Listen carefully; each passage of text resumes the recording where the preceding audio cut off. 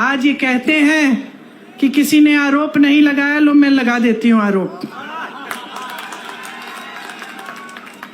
देखिए, ये एक स्कीम लाए मोदी जी खुद। स्कीम का नाम था इलेक्टोरल बॉन्ड। इलेक्टोरल बॉन्ड की स्कीम ये थी, देखो कैसी स्कीम, कि जो भी किसी राजनीतिक दल को चंदा देगा उसका नाम गुप्त रहेगा।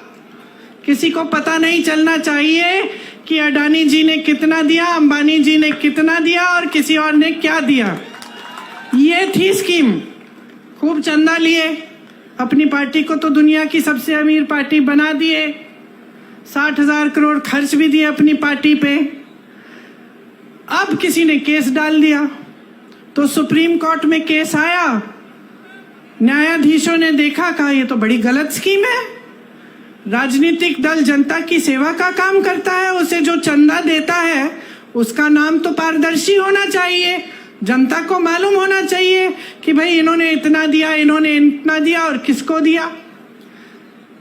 अब मोदी जी की सरकार ने सबसे पहले तो बोला कि भाई हमें सूची ही नहीं मिल रही, बहुत मुश्किल है निकालना, अभी चुनाव के समय नहीं निकलेगी। फिर डांट लगी न्यायाधीशों से, निकली सूची, और सूची में क्या नहीं निकला, किस किस से चंदा लिया।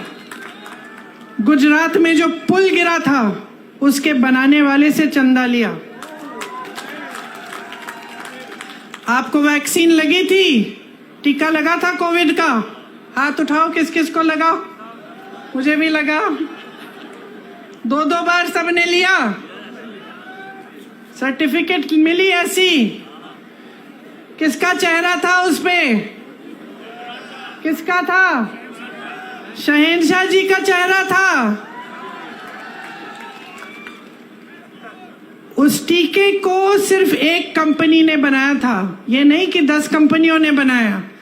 उस कंपनी से चंदा लिया। आज क्या निकला है? रिपोर्ट निकली है कि कुछ प्रतिशत लोगों से को इस टीके से ऐसा हो सकता है कि अचानक हार्ट अटैक हो गया, अचानक गिर के मर जाएंगे। कितने नौजवानों को ऐसा हुआ है पिछले 1-2 सालों में, हम सब जानते हैं, मैं खुद जानती हूँ लोगों को जिनके साथ ऐसा हुआ। किसी को पता नहीं चल रहा था कि कैसे ऐसे गिर के मर गए।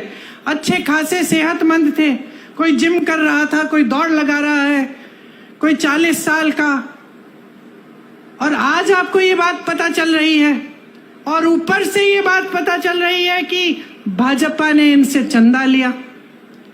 और बताती हूं, ऐसी कंपनियों से चंदा लिया है जिस पे छापा मारा था इन्होंने। छापा मारा, चंदा लिया, छापे बंद, केस लगाया, चंदा लिया, केस बंद। गौ माता, अच्छा,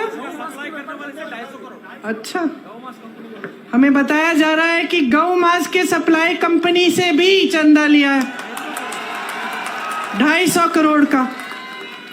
यहाँ आपके मंच पे धर्म की बातें, धर्म के रखवाले वहां चंदा ले रहे हैं इन लोगों से। तो ये भ्रष्टाचार है कि नहीं है?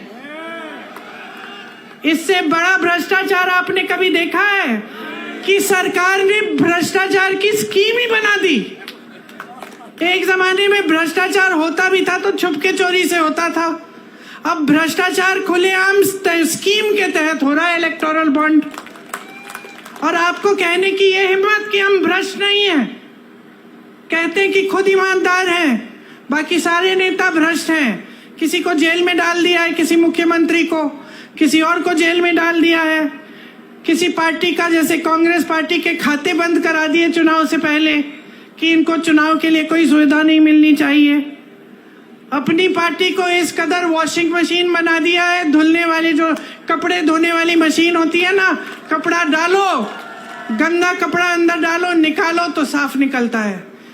इसमें क्या होता है, इनकी पार्टी में नेता चले जाता है, पहले कहते हैं भ्रष्ट है, इसके 70,000 करोड़ का स्कैम है, उसका ये घोटाला है, उसने इतना चोरी किया।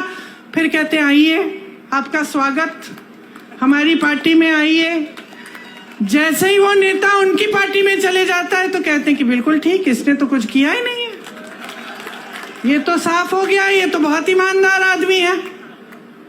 तो ये चल रही है राजनीति देश में आज।